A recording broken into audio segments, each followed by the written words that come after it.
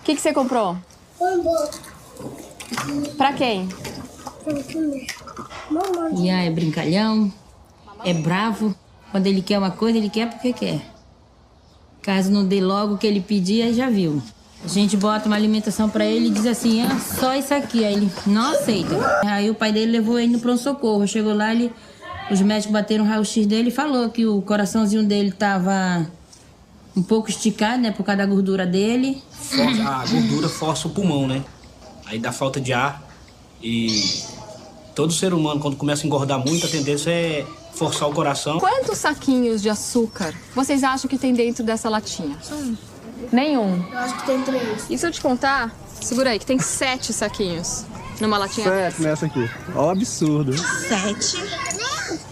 Nossa Senhora. Se uma pessoa beber uma latinha de refrigerante por dia durante 7 dias, ela está consumindo 259 gramas de açúcares aproximadamente. Acho que ela tem bastante. Muito. Caraca. Meu pai do céu. Você acha muito, Silvia? É um absurdo. Eu acho. Muito. Isso é um absurdo. Bom, uma pessoa que consome uma latinha de refrigerante por dia durante um mês, ela está consumindo 1 quilo, 110 gramas de açúcar aproximadamente. Muito açúcar, né? 1 quilo 110 é muito açúcar. Quem aqui vai continuar tomando refrigerante? Eu falo que nunca mais vou tomar, mas eu acabo tomando. Mesmo sabendo que você está tomando tudo isso de açúcar? Eu não resisto à Coca-Cola. Você? Eu também não. Eu abro a felicidade. A gente tem relatos e vários trabalhos que mostram, falando da importância da educação nutricional, que mães dão refrigerante na mamadeira para crianças menores de 1 ano. Com certeza a mãe faz isso porque ela não sabe que ela está fazendo uma coisa inadequada.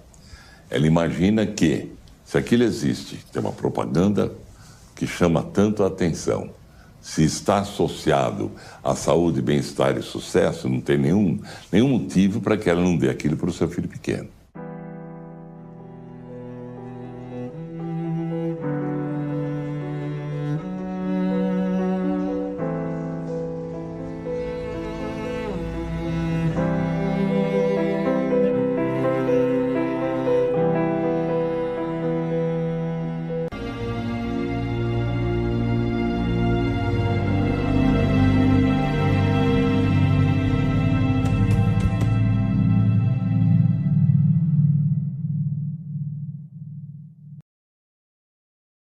Bonjour à tous. Je vais m'intéresser à la médicalisation de l'obésité. C'est-à-dire une transformation d'un statut ou à la montée en charge de la grille de lecture, des grilles de lecture, parce qu'il faut les mettre au pluriel, de la médecine pour à la fois expliquer les causes de l'obésité et envisager des voies thérapeutiques et des voies de prévention. On peut dire que cette question de l'obésité, sous le regard de la médecine, est quelque chose qui s'inscrit dans la longue durée. On trouve chez les Grecs, les médecins grecs, des discours sur l'obésité. Chez Galien, chez Hippocrate. On a l'idée déjà que l'activité physique est un levier fort. L'idée aussi que peut-être des purges, des manières d'intervenir sur, pas tellement l'alimentation encore, parce que c'est une vision plus large, mais de façon un peu ponctuelle, à travers une sorte de purification de l'organisme. Mais l'obésité, si on trouve un discours sur l'obésité à différents moments de l'histoire de la pensée, ce qui va dominer quand même, on va dire jusqu'au XIXe siècle, c'est une vision morale de l'obésité, c'est-à-dire un regard en termes de déviance, en termes de comportement non adapté et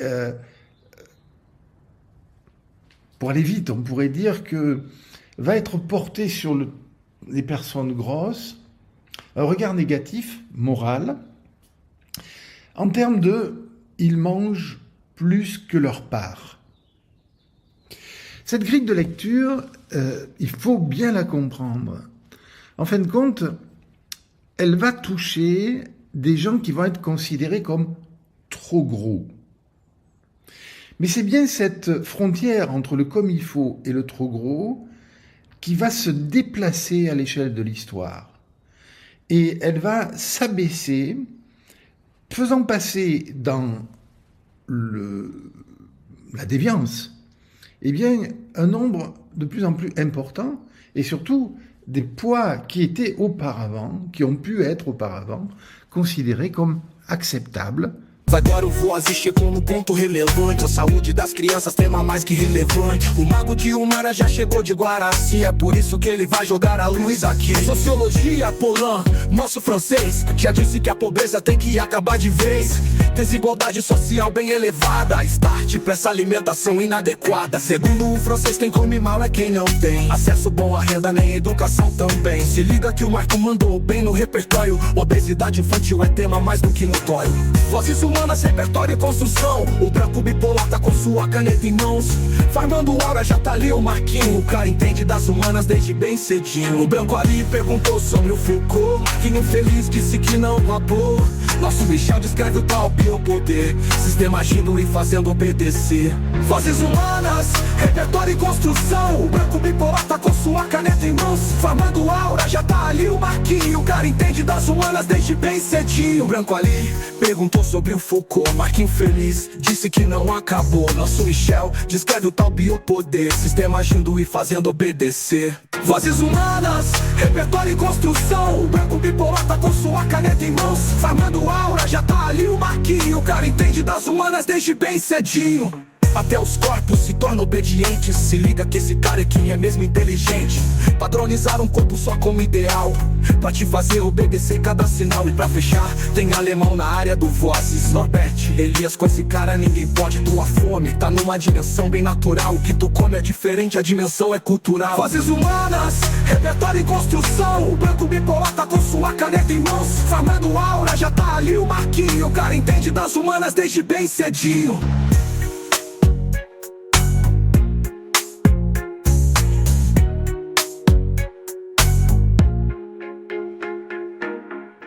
Olá, esse é o Filosofia em Comum, o nosso canal de filosofia, e esse é o Abecedário Político. E o tema de hoje é biopoder.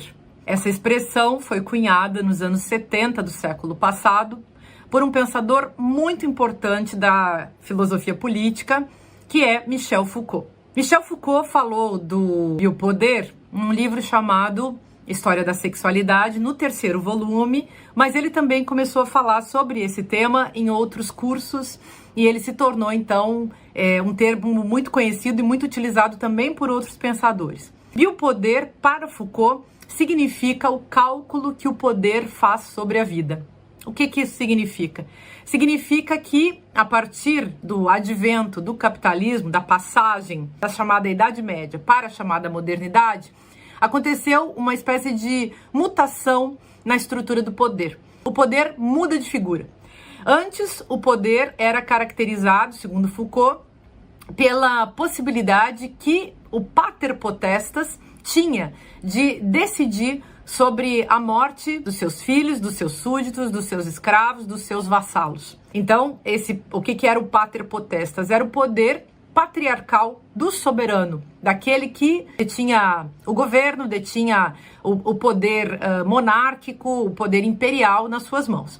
Pois bem, com a passagem desse feudalismo, desse período antigo para um período moderno, o que acontece é uma transformação que vai ser do poder, que vai ser característica do poder a partir daquele momento. E aí ele fala do biopoder como esse cálculo que o poder faz sobre a vida, um cálculo que implica a forma de viver das pessoas, o corpo das pessoas, o modo como as pessoas se estabelecem nas suas famílias, o modo como as pessoas se alimentam, como elas se vestem, como elas fazem sexo, como elas transitam, como elas se transportam, como elas pensam e também, como todo cálculo sobre a vida é também um cálculo sobre a subjetividade, como elas pensam, como elas sentem e como elas vão organizar o seu sistema de crenças. Então, quando a gente fala de biopoder, a gente está falando de controle da alimentação, de controle da saúde. Hoje falaremos sobre a sociologia histórica de Norbert Elias, que nasceu em 1897 na Alemanha, de família judaica,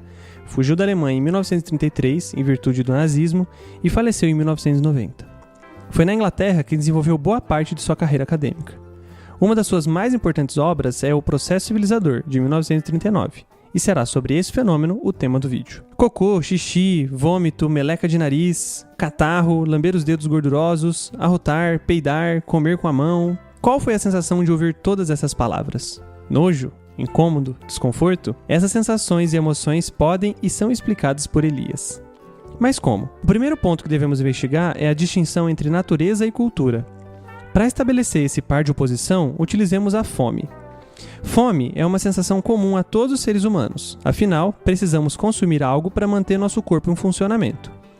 Isso é da natureza humana, pois é uma necessidade que não conseguimos alterar. Contudo, a fome de algo, o modo como você irá matar a fome, demonstra muito do universo cultural no qual você está inserido.